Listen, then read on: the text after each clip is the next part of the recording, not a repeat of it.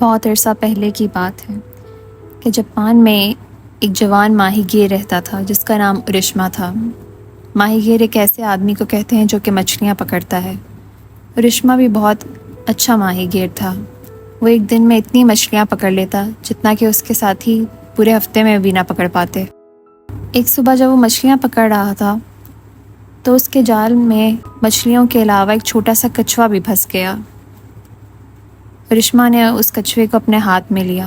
کچھوا بہت اداسی سے اورشما کی طرف دیکھ رہا تھا۔ اورشما بولا، بیچارہ چھوٹا سا کچھوا، تم کچھوے تو کئی سال زندہ رہ لیتے ہو، مگر تم تو آج صبح ہی اپنی زندگی کھونے لگے تھے۔ یہ کہہ کے اس نے اس کچھوے کو واپس سمندر میں ڈال دیا۔ اسے لگ رہا تھا کہ وہ کچھوا اب تیر جائے گا، مگر وہ کچھوا واپس مڑا اور اس سے بولا، تم بہت نرم دل کے مالک ہو اورشما، میں تمہارا احسان مند ہوں اور میں تمہارا شکریہ ادا کرنا چاہتا ہوں۔ کیا تم نے بحری بادشاہ کی محل دیکھا ہے؟ اورشما نے جواب دیا، نہیں، میں نے دیکھا تو نہیں ہے، مگر میں نے سنا ہے وہ بہت خوبصورت جگہ ہے۔ کچھوا بولا، میرے پیٹھ پر بیٹھ جاؤ، میں تمہیں وہاں لے جاتا ہوں۔ یہ سن کر اورشما ہنسا۔ ایک چھوٹا سا کچھوا ایک اتنے بڑے آدمی کو کیسے کہیں لے کے جا سکتا ہے؟ کچھوا بولا، یہ تو کوئی مسئلہ نہیں ہے، اور دیکھتے ہی دیکھتے وہ بڑھتا گیا۔ آہستہ آہستہ اس کا سائز اتنا بڑا ہو گیا کہ اس پہ 2 بڑے آدمی آرام سے بیٹھ سکتے۔ اورشما اس کی پیٹھ پر بیٹھ گیا اور اگلے ہی لمحے وہ لہروں کے نیچے تھے۔ اورشما نے دیکھا کہ وہ آرام سے پانی کے نیچے سانس لے پا رہا ہے۔ وہ بہت ہی خوبصورت پہاڑوں کے پاس سے گزرے اور میدانوں کے پاس سے۔ آخر کار وہ اس خوبصورت محل کے پاس آ ہی گئے جو کہ چاندی اور سونے سے لدا ہوا تھا۔ اس میں ہر طرح کے موتی اور ہیرے جواہرات لگے ہوئے تھے۔ دروازے پر ایک ڈولفن اور ایک تلوار مچھلی تھی۔ انہوں نے انہیں بتایا کہ بحری بادشاہ تو کسی کام کے سلسلے میں کہیں گیا ہوا ہے، مگر تم لوگ سمندر کی شہزادی سے مل سکتے ہو۔ پھر اورشما کو ایک خوبصورت ہال میں لے جایا گیا۔ اس نے اتنا خوبصورت بنا کچھ زمین پہ نہیں دیکھا تھا۔ جو چھت تھی وہ موتیوں سے بنی ہوئی تھی اور دیواروں پر مختلف بحری جانوروں کے ڈیزائن بنے ہوئے تھے۔ ہال کے آخر میں ایک تخت پہ شہزادی بیٹھی ہوئی تھی۔ وہ شہزادی بہت خوبصورت تھی۔ اس کے لباس کا رنگ ایسا تھا جیسا کہ آسمان کا ہوتا ہے سورج غروب ہوتے وقت۔ اس کی سیاہ آنکھیں چمک رہی تھی اور جب وہ مسکرائی تو اس کے دانت ایسے تھے جیسے موتی ہوں۔ اورشما کہیں کھو سا گیا۔ اس شہزادی نے جب اس جوان خوبصورت ماہی گیر کو دیکھا تو وہ بھی دل ہار بیٹھی۔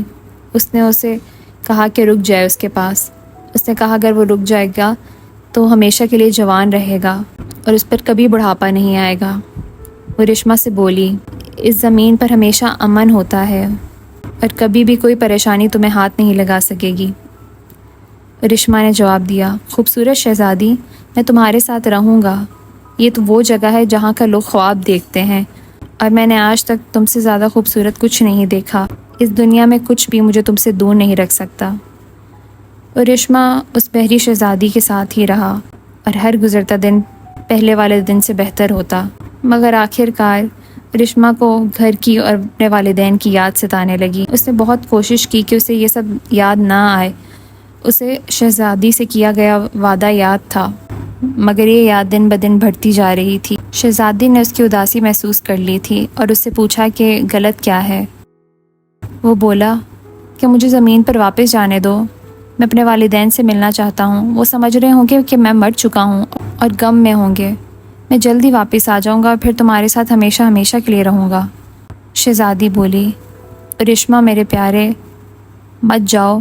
مگر اورشما بولا کہ میں جیسے ہی اپنے والدین سے مل چکا ہوں گا اور ان سے بات کر لوں گا، پھر میں تمہارے پاس جلد آ جاؤں گا۔ شہزادی آخرکار مان ہی گئی۔ اس نے اورشما کو ایک چھوٹی سی ڈبیا دی۔ اس نے کہا، میری یاد میں یہ لے جاؤ، مگر اسے تب تک مت کھولنا جب تک کہ تم میرے پاس واپس نہیں آ سکتے، اور اگر تم نے اس سے پہلے کھول لیا تو پھر میرے اور تمہارے لیے بات ختم ہو جائے گی۔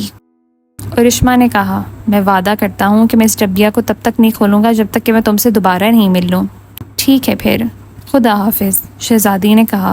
اورشما محل کے دروازے پر گیا۔ اس نے دیکھا کہ وہی کچھوا اس کا انتظار کر رہا تھا۔ کچھوا اسے لے گیا۔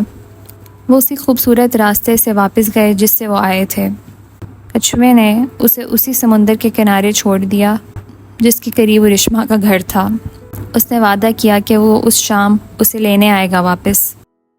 رشمہ بھاگ کے اپنے گھر گیا، مگر جب وہ وہاں پہنچا تو دیکھا وہاں تو کچھ بھی نہیں تھا، ایک خالی میدان ہی تھا اور کاٹ کباڑ تھا، اور جہاں کس زمانے میں سبزیوں کا ایک باغ ہوتا تھا وہ بھی خالی تھا، وہاں کوئی زندہ روح نہیں تھی۔ اور رشمہ بولا، یہ کیا ہے؟ کیا میرا دماغ خراب ہو گیا ہے؟ وہ بھاگ کے گاؤں گیا تاکہ اپنے دوستوں سے ملے، مگر جب وہاں پہنچا تو وہ جھٹکے میں آ گیا۔ جب وہ سمندر گیا تھا تو ایک ایک پتھر کو، ایک ایک سڑک کو جانتا تھا، مگر اب وہ سڑکیں اور گھر سب بدل چکا تھا، اور جو لوگ اسے وہاں نظر آ رہے تھے وہ سب اجنبی تھے۔ رشمہ نے ایک آدمی کے بازو کھینچا اور اس سے پوچھا، کیا تم ایک ماہی گیر کو جانتے ہو جو اس گاؤں میں رہتا تھا؟ اس کا نام رشمہ تھا۔ اس آدمی نے جواب دیا، میں نے تو کبھی اس کے بارے میں نہیں سنا، اور وہ وہاں سے جلدی میں چلا گیا۔ رشمہ واپس سمندر کے کنارے آ گیا، اسے کچھ سمجھ نہیں آ رہا تھا۔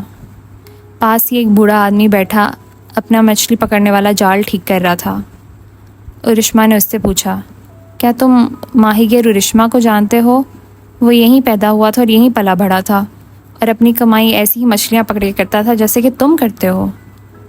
اس بوڑھے آدمی نے اس کی طرف دیکھا اور کسی سوچ میں مبتلا ہو گیا۔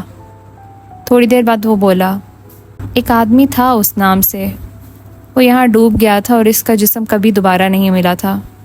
یہ بہت دیر پہلے کی بات ہے، یہ میرے دادا نے مجھے بتائی تھی۔ یہ واقعہ تب ہوا تھا جب وہ ایک چھوٹا بچہ تھا۔ رشمہ کو لگا کہ کسی نے اس کا دل جکڑ لیا ہے۔ وہ چلا کر بولا، میں رشمہ ہوں۔ مگر اس بوڑھے آدمی کو کچھ سمجھ نہیں آیا، اسے لگا کہ رشمہ کوئی دیوانہ ہے۔ وہ اپنا کام چھوڑ کے وہاں سے جلدی میں چلا گیا۔ بیچارہ رشمہ، اب اسے سمجھ آیا کہ وہ جو ہفتے جو اتنے چھوٹے لگ رہے تھے اور اتنی جلدی جلدی شاہی محل میں گزر رہے تھے، یہاں زمین کے کئی سالوں کے برابر تھے۔ اس کے والدین اور جس کو وہ جانتا تھا وہ تو بہت عرصے پہلے ہی مر چکے تھے۔ اور رشمہ کو پھر وہ چھوٹی سی ڈبیا یاد آئی جو کہ اس بحری شہزادی نے اسے دی تھی۔ اس نے وہ ڈبیا اپنی جیب سے نکالی، اسے شہزادی سے کیا ہوا وعدہ یاد بھول گیا تھا، اور اس نے وہ ڈبیا کھول لی۔ اسے لگا شاید اسے اس ڈبیا میں کچھ ایسا مل جائے جو کہ اسے دلاسا دے سکے۔ ایک لمحے کے لیے اسے ایسا لگا جیسے کوئی بہت ہی پیاری آواز اس کا نام بلا رہی ہے، مگر اس ڈبیا میں کچھ نہیں تھا، بس ایک بہت ہی پتلا سا پرپل رنگ کا دھواں تھا جو کہ اس کے سر کے اوپر سے سمندر کی طرف اڑ گیا۔ جیسے ہی وہ دھواں غائب ہوا، رشمہ کی جوانی اس کا ساتھ چھوڑنے لگی، اس کے چہرے پہ جھریاں آ گئی اور اس کے گھنے کالے بال سفید ہو گئے۔ دھندلی آنکھوں سے اس نے دیکھا کہ کچھوا تیرتا ہوا اسے واپس لینے آ رہا تھا۔ رشمہ آگے بڑھا، مگر بہت دیر ہو چکی تھی، اس کی عمر گزر چکی تھی اور وہ مر کر نیچے گر گیا۔